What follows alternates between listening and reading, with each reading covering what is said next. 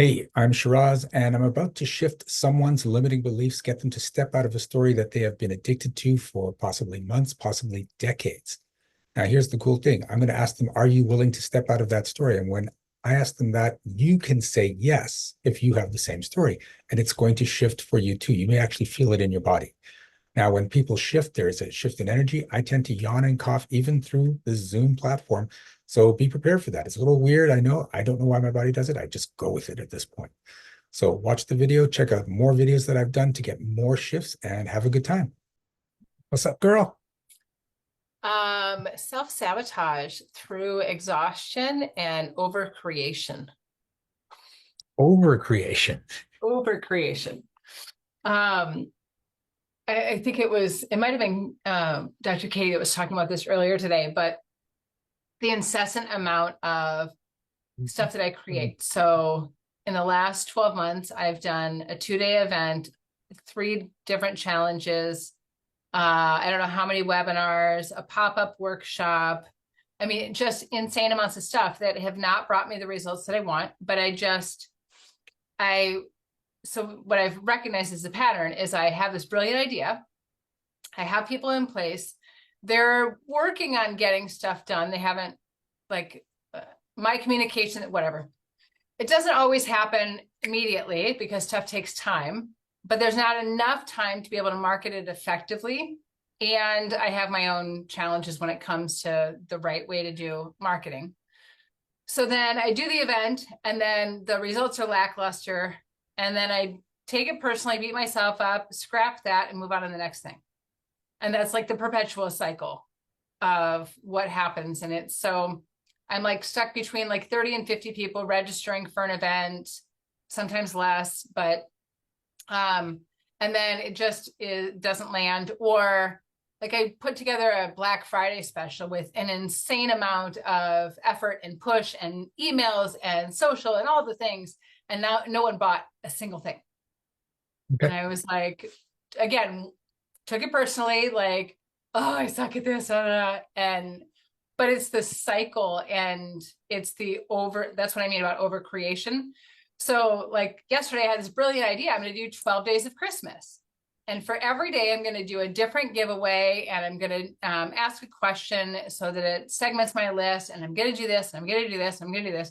And there was 4 days to be able to get all this stuff done. And I just had the brilliant idea yesterday. And oh, by the way, my team member who does all my tech stuff just had a volcano explode 3 miles from his house. So he's out of commission for the next 3 days. Wow.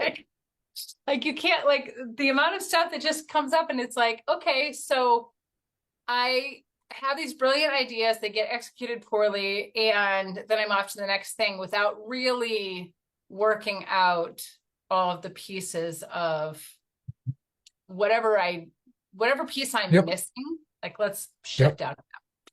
Be great. Okay. Were you paying attention to the last conversation? I was.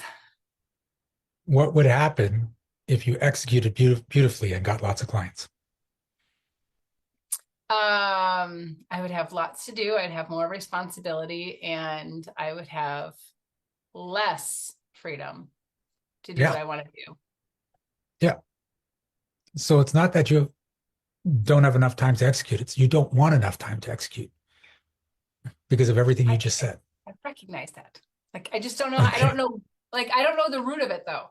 Like, I recognize the pattern because it's been that way for Mhm. probably at least a year and a half now. Okay.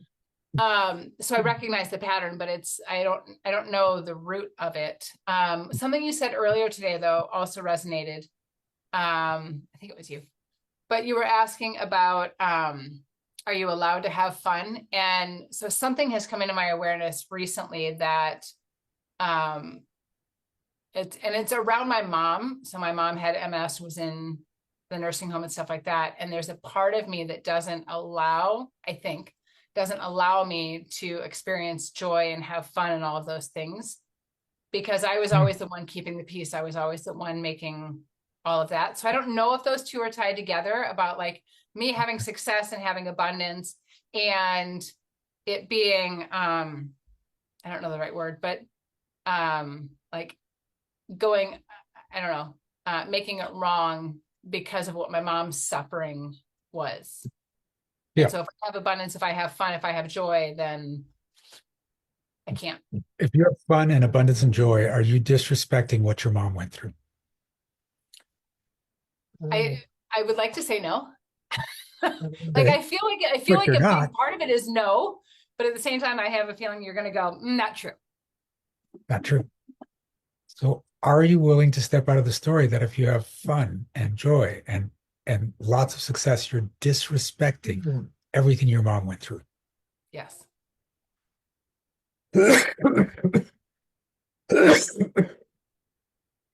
Are you willing to step out of the story that if you have fun and joy and all those wonderful things, you're dismissing the suffering your mom went through? Mm, Oh, there it hit right there. You're not. right there. Yeah. You're not. Your mom would not want you to struggle just because she did. Logically, I know that. I know. So imagine that you're having this hard time now. Do you want your daughter to have a hard time because of a hard time you're having?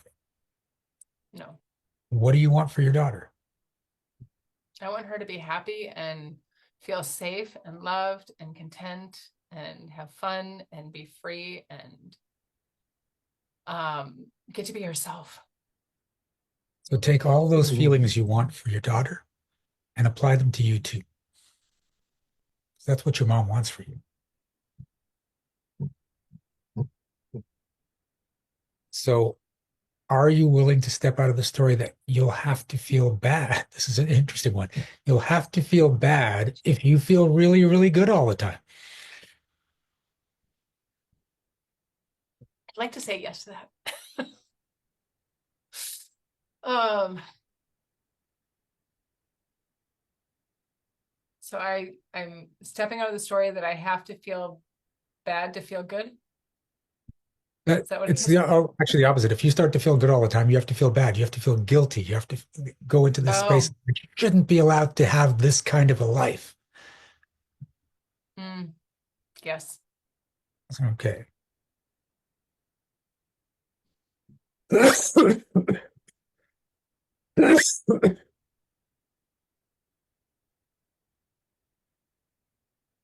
Mm.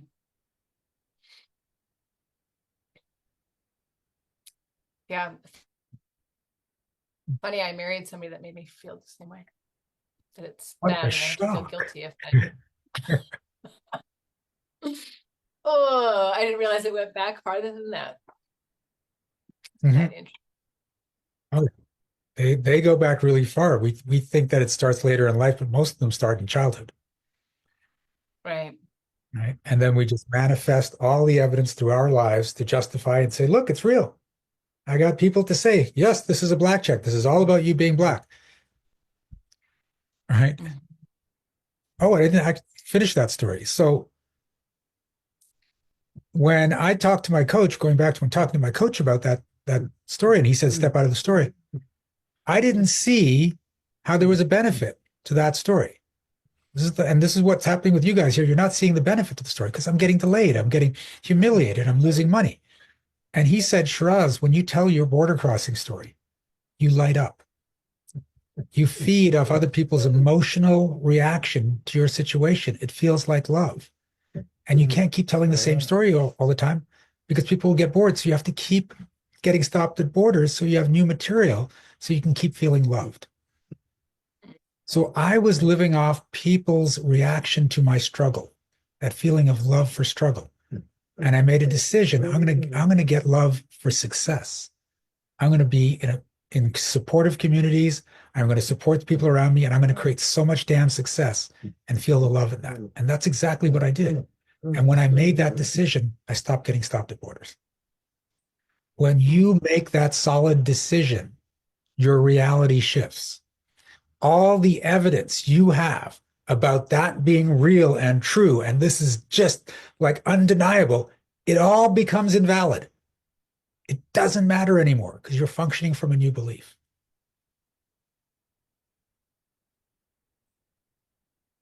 So Jen, I want you to embrace fun, guilt-free fun in your personal life, in your business life, and see how high you can take that level of fun. Mm. Not as like I have to do this, but as like what else is possible? What else can we do?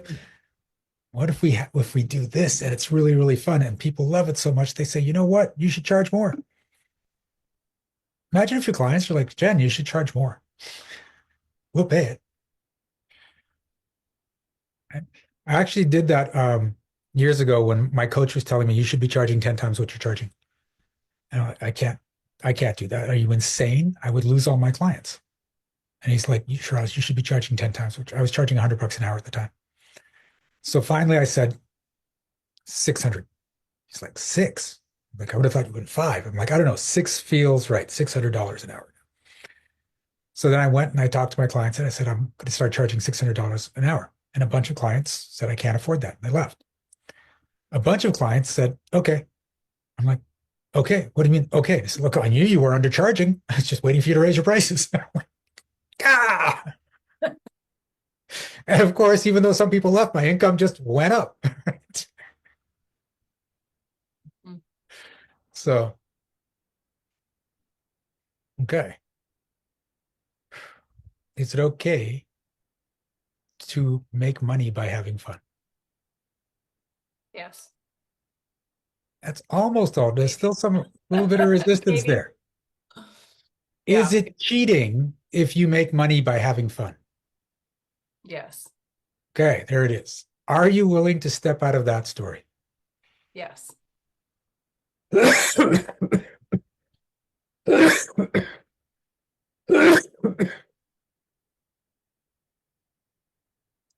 funny. What came to me is that the only people that get to have fun while they're making money are like professional sports players and drug dealers. Just those two professions. That's it. Just those two.